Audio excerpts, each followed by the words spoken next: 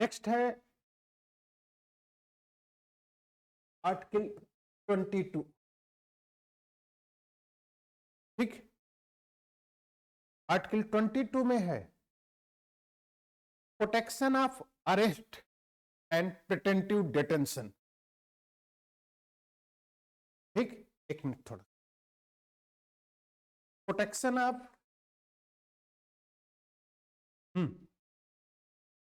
इसमें है protection against arrest and detention in certain case, यानी मनमानी गिरफ्तारी वह निवारक निरोध से संरक्षण।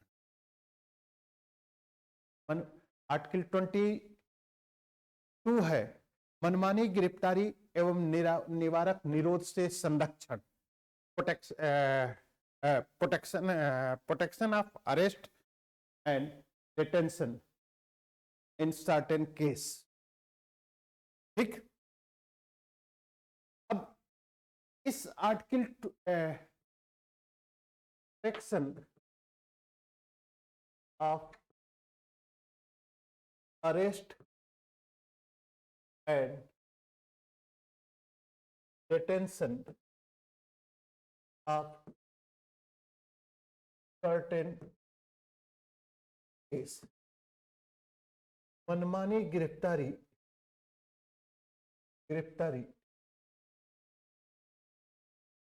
वह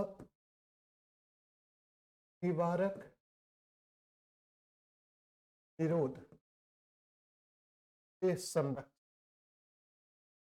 ठीक, अब इस आर्टिकल के दो पार्ट हैं। आर्टिकल 21 के दो पार्ट है, एक है general arrest, clear, general arrest, और दूसरा है प्रिटेंटिव डिटेंशन। ये है आर्टिकल 22 का 26। ये है आर्टिकल 22 का 16। तो सिचुएशन दी जा रही, एक सिचुएशन है 22 का 1 सेक्शन और दूसरा है 22 का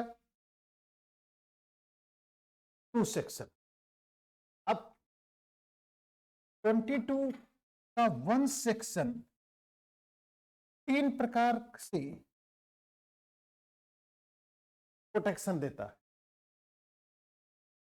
3 प्रकार से, एक,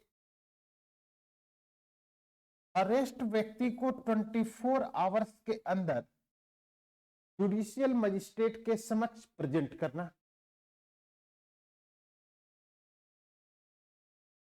क्लियर। दूसरा है कि किसी भी लीगल एडवाइस, कोई भी अरेस्ट व्यक्ति लीगल एडवाइस से ले सकता है, परमिशन ले सकता है।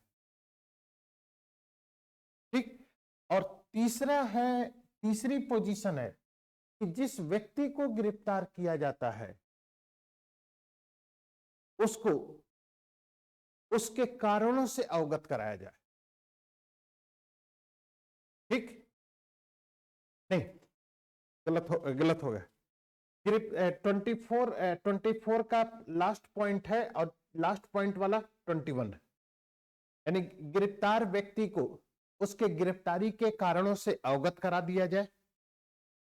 ठीक, दूसरा कि गिरफ्तार व्यक्ति को किसी भी लीगल एडवाइजर से या एडवोकेट से एडवाइज करने की स्वतंत्रता दी जाए। और तीसरा है कि 24 घंटे के अंदर उसे निकटतम मजिस्ट्रेट के समक्ष प्रस्तुत किया जाए। 3 सेक्शन है ये, यानी जनरल अरेस्ट के। दूसरी बात जो सबसे इंपॉर्टेंट चीज है 22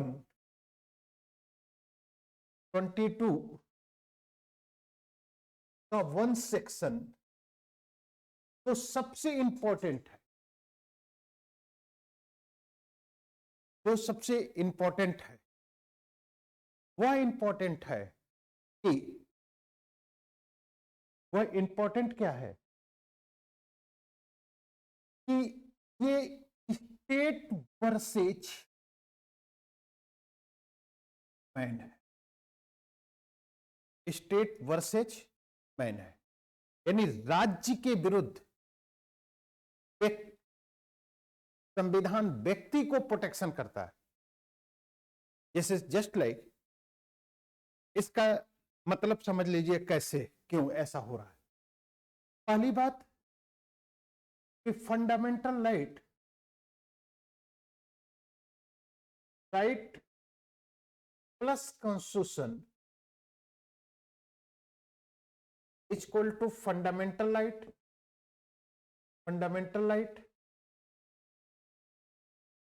क्लियर?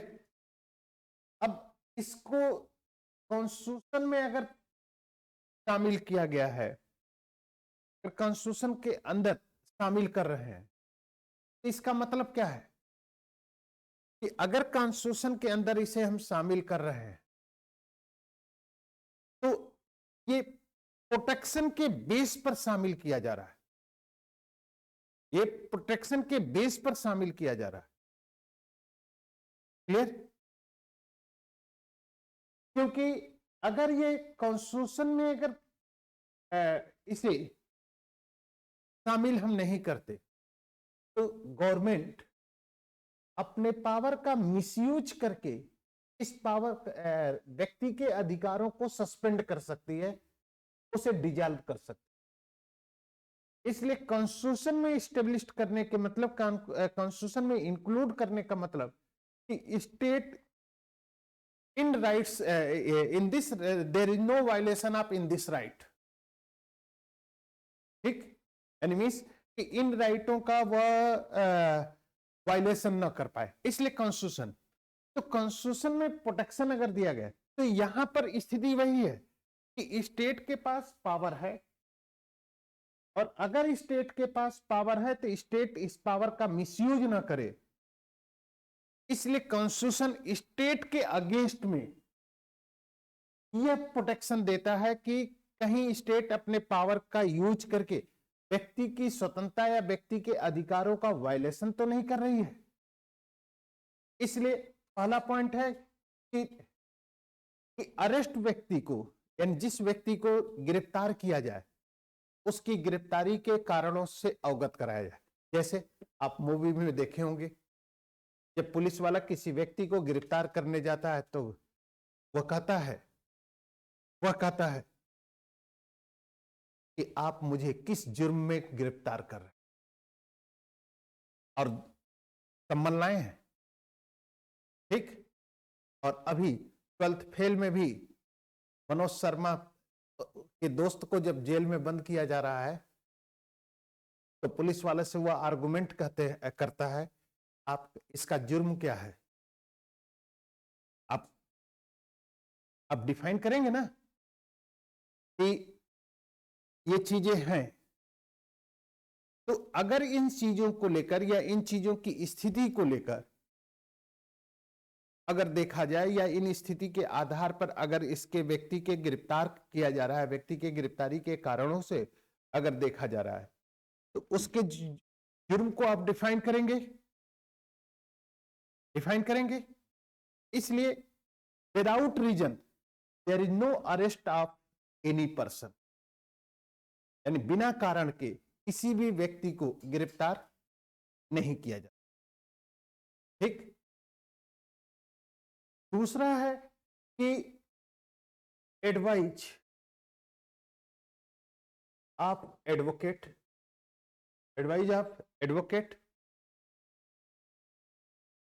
ठीक?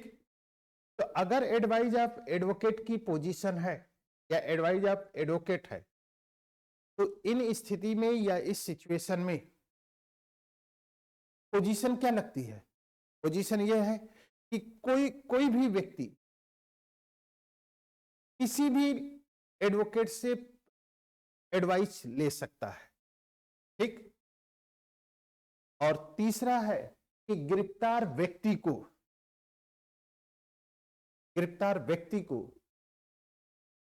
24 आवर्स के अंदर, यानी मैक्सिमम 24 आवर्स के अंदर नियर बाई मजिस्ट्रेट के समक्ष प्रेजेंट करना होगा। ठीक, यानी किसी नियर मजिस्ट्रेट के समक्ष प्रेजेंट करना होगा, जिससे कि उसके ऊपर गिरफ्तारी के कारण या जो ब्लेम लगाया जा रहा है उसके कारणों का एग्जामिन किया जा सके। अब दूसरा डायमेंशन है कि अगर गिरफ्तार व्यक्ति के कारणों से यदि गिरफ्तार व्यक्ति को आरोप लगाने का अधिकार और उसे ही एग्जामिन देने का अधिकार दे दिया जाए, यानी मीन्स की अगर मान लो कि किसी व्यक्ति को आरोप लगाने का अधिकार दिया गया और उसी आरोप को गिरफ्तार करने का भी अधिकार अगर दे दिया गया, तो ऐसी स्थिति में गिरफ्तारी ज्यादा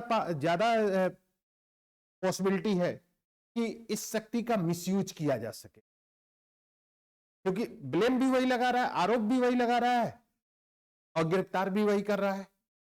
इसलिए गिरफ्तारी स्टेट किसी भी पर्सन को 24 आवर्स से अधिक। अब यहां पर एक क्वेश्चन खड़ा होता है, इस 24 आवर्स में उस टाइम को मेंशन नहीं किया जाएगा जो मजिस्ट्रेट के पास ले जाने में इन्वेस्ट होता है। ठीक, मतलब समझ रहे हैं उसको, यानी मिस गिरफ्तार व्यक्ति को मजिस्ट्रेट के समक्ष ले जाने में, यानी गिरफ्तार व्यक्ति को ले जाने में जो समय इन्वेस्ट होता है उसे काउंट नहीं किया जाए, यानी there is no count of the travelling time on magistrate, या there is no calculate of travelling time in 24 hours. बात समझ में आ रहा है बात?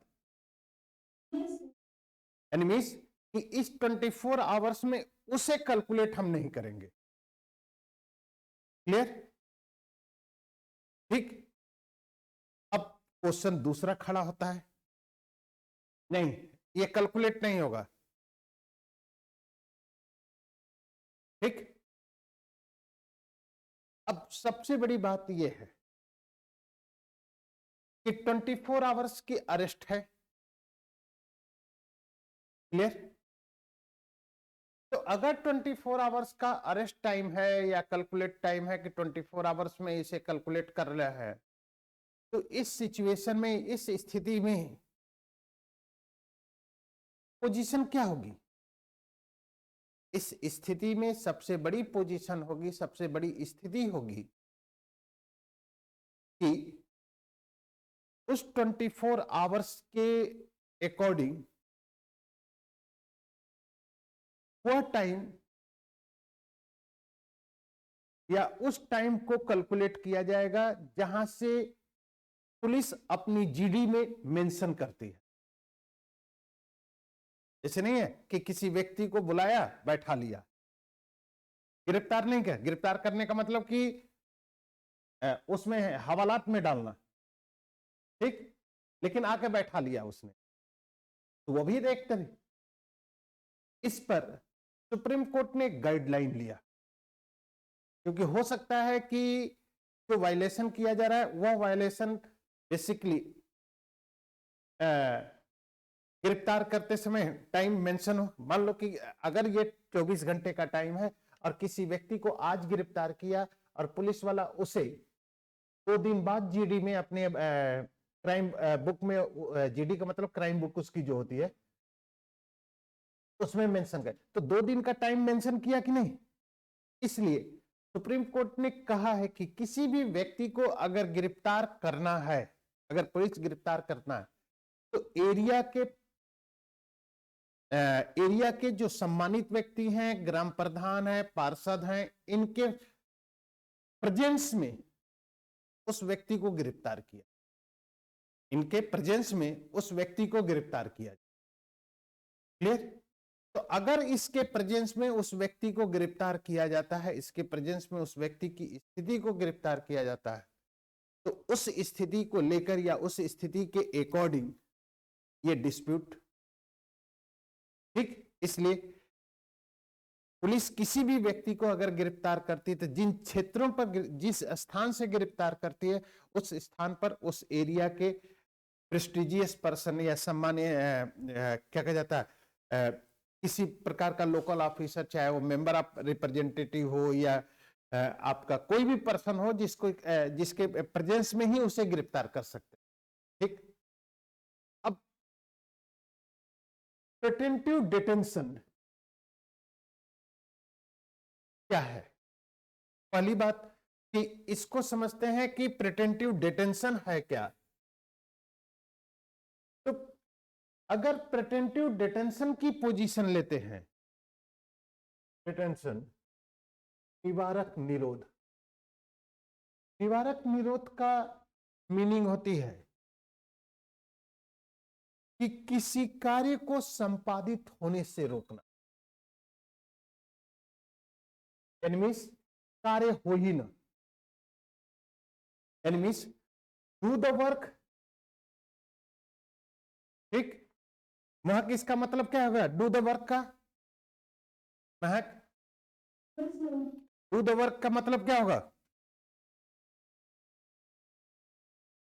कार्य का होना, यही है ना? कार्य का होना क्या है? कार्य का होना क्या है? अरे कार्य का होना हो जाता है यार, तो क्या यही क्राइम है? अगर कार्य होगा ही नहीं तो how can define the violation of law? Red light को जंप करती है तो कार्य हो गया ना। प्रिटेंटिव डिटेंशन का मतलब होता है कि कार्य हो ही ना, बल्कि कार्य होने से पहले उसे रोक दिया जाए। क्लियर? कार्य होने से पहले क्या किया जाए? रोक दिया जाए, ठीक। अब एक सिचुएशन तो ये हो गई। अब प्रिटेंटिव डिटेंशन के अंडर किसी भी पर्सन को अगर अरेस्ट करते हैं, ठीक,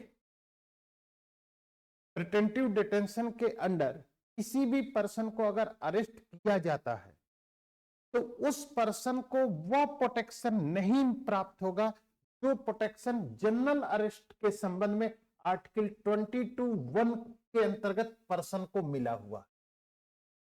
क्लियर? आर्टिकल 22(1) के अंतर्गत मिला हुआ है कि नहीं?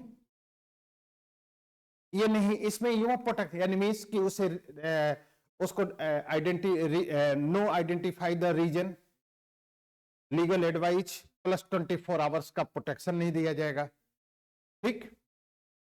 अब इसके तहत गिरफ्तार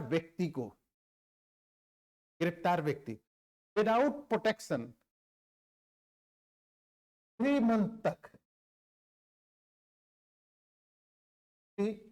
मंथ तक अरेस्ट किया जा सकता है। बट 44 अमेंडमेंट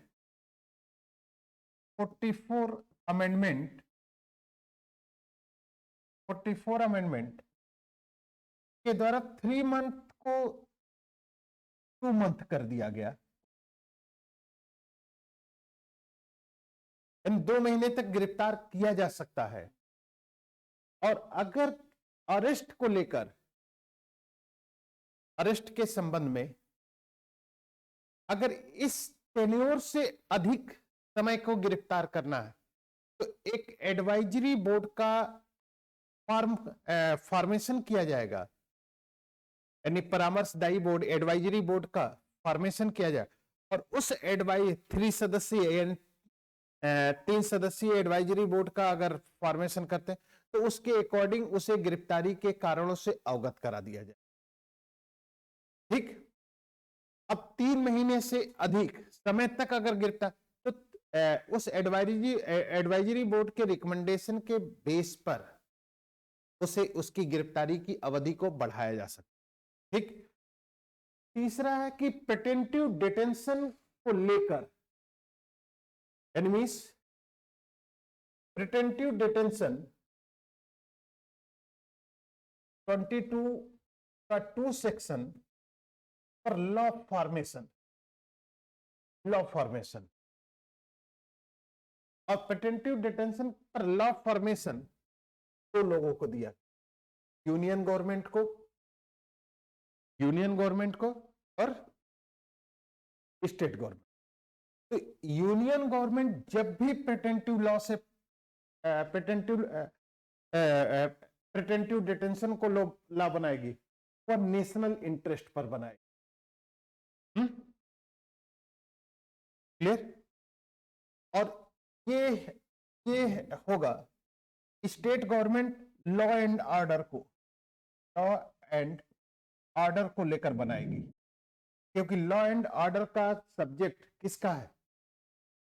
स्टेट का। अब नेशनल इंटरेस्ट को लेकर टाडा, कोटा, एनआईए का लॉ सेंट्रल गवर्नमेंट बनाया।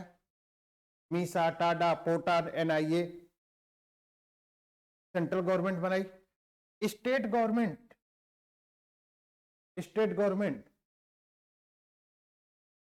धारा 144 और कर्फ्यू इनको लेकर लॉ बनाती है। एनिमीज कि स्टेट गवर्नमेंट का जो एरिया है वह स्टेट में maintain the law and order, state में लॉ एंड ऑर्डर। ठीक। तो लॉ एंड ऑर्डर ये चीजें हैं। तो स्टेट लिस्ट का सब्जेक्ट है लॉ एंड ऑर्डर, इसलिए प्रिटेंटिव डिटेंशन पर लॉ फॉर्मेशन करने का जो पावर है वह किसके पास है?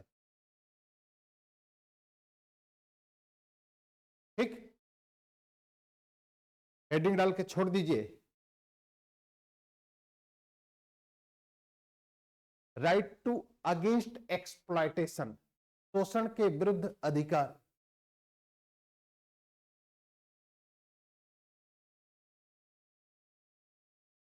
Article 23 and 24।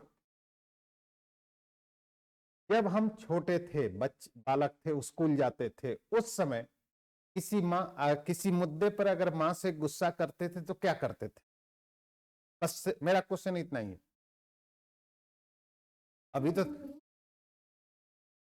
अभी तो तुम्हारी मां नहीं होगी, वो मदर इन लॉ होंगी। तुम बहू हो तो सास बहू का झगड़ा तो जग जाहिर है। हाँ, मेरा क्वेश्चन है, जब हम छोटे थे या आप लोग छोटे हैं, उस समय अगर मम्मी से किसी मुद्दे पर नाराज होती हो तो क्या करते हो? महक, तुम क्या करती हो?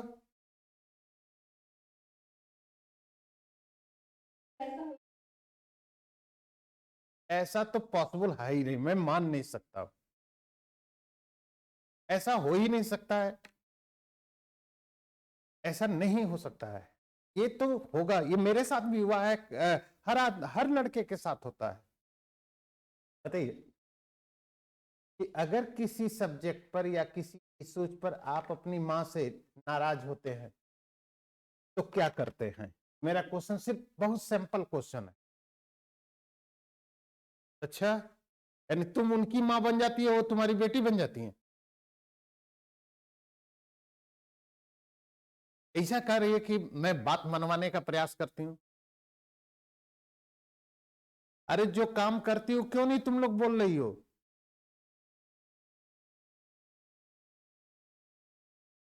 करती तुम लोग, बोले हम?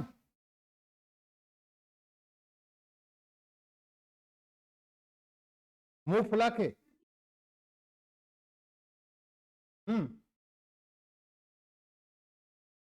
इस सवाल का जब तक तुम लोग जवाब नहीं दोगे तब तक हम आर्टिकल 23 नहीं पढ़ाएंगे, क्योंकि इस सवाल का जवाब वहीं पर छिपा हुआ है। आर्टिकल 23 का रिलेशन वहीं पर छिपा है जहां पर मैं ये क्वेश्चन राइज किया। तो अभी कौन ज्यादा काम कर लेती हो? मां के रहते हुए बेटी काम करे, ये मां के लिए शर्म की बात है।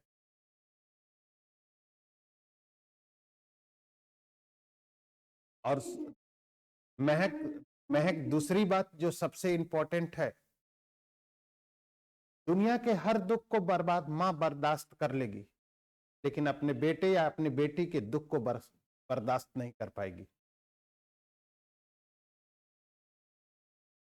ठीक है,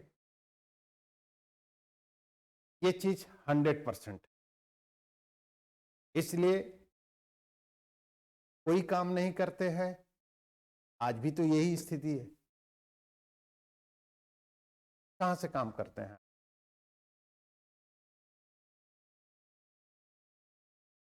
और जब तक इस क्वेश्चन का जवाब नहीं आएगा तब तक हम 23 को समझा ही नहीं पाएंगे। और जैसे ही जवाब दे तुरंत 23 क्लियर हो जाएगा।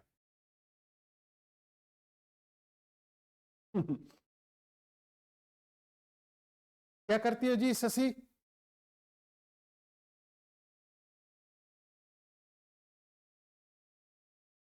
कुछ नहीं।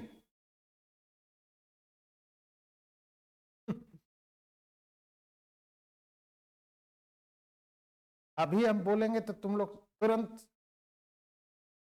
क्लियर कर, नहीं सर ये बात सही है, हम ही जवाब दें।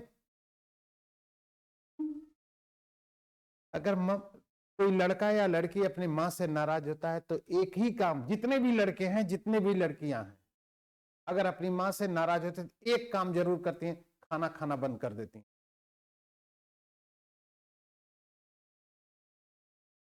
तो तुम जीने के लिए नहीं खाती, तुम खाने के लिए जीती। हाँ, ये खाना खाना एक काम है। अब सुन,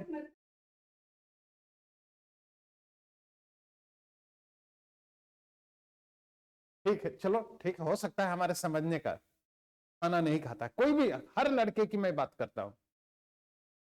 ठीक, दिन भर जैसे ये कह रहे कि मुंह फुला के घूमता हूं, तो खाना ना खाना है। ठीक,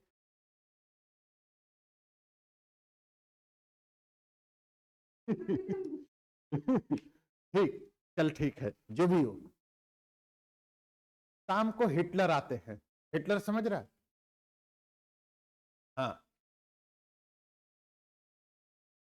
अब सवाल खड़ा होता है यहां पर कि बेटा या बेटी खाना ना खाए, मां खा ले, ये पॉसिबल नहीं है। ठीक, शाम को हिटलर आए, मम्मी ने तुम्हारी शिकायत की और हिटलर उठे, 2 चाटा जड़ दिए, और तब तुम पैर पटकते हुए गई, खाना खा ली। ठीक, इसे कहा जाता है फोर्सेबल वर्क, यानी व्यक्ति जो नहीं करना चाहता था उसे करने के लिए विवश करना, और इसी का रिलेशन है 23।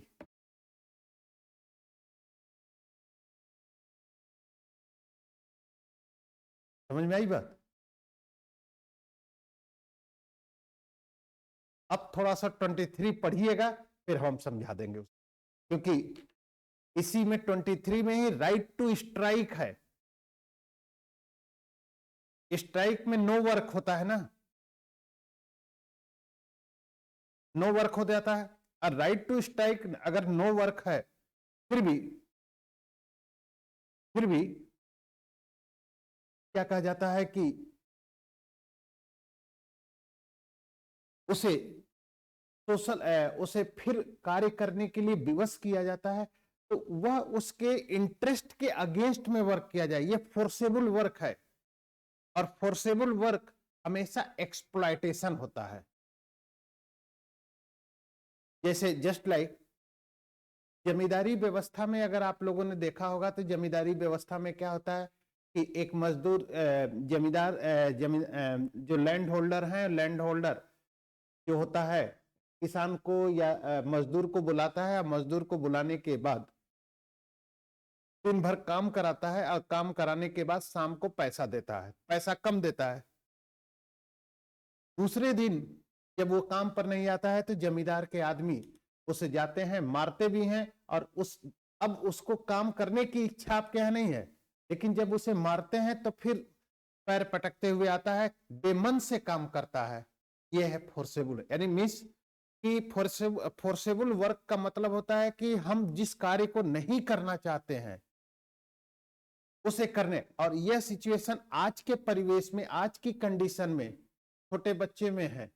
जब वो स्कूल नहीं जाता है तो मम्मी दो दो चाटा मारती है, वो पैर पटकते हुए स्कूल जाता है क्योंकि उसकी इच्छा नहीं है स्कूल जाने की। ठीक, तो ऐसी स्थिति पर बेटा कहता है कि तुम मेरे राइट का उल्लंघन कर रहा है, वायलेशन कर रही हो, मैं तुम्हारे विरुद्ध सुप्रीम कोर्ट में आर्टिकल 32 के अंतर्गत और हाई कोर्ट में आर्टिकल 226 के अंतर्गत रेट निकालने जा रहा हूं। ठीक है, तो 23 और 24 पढ़िएगा, फिर हम बात करते हैं। क्लियर? कंसेप्ट यही रखिएगा, फोर्सेबल वर्क का मतलब कि मैं जो करना नहीं चाहता था उसे करने के लिए फोर्स किया जा रहा है, जो हमारे इंटरेस्ट के अगेंस्ट में है। ठीक है,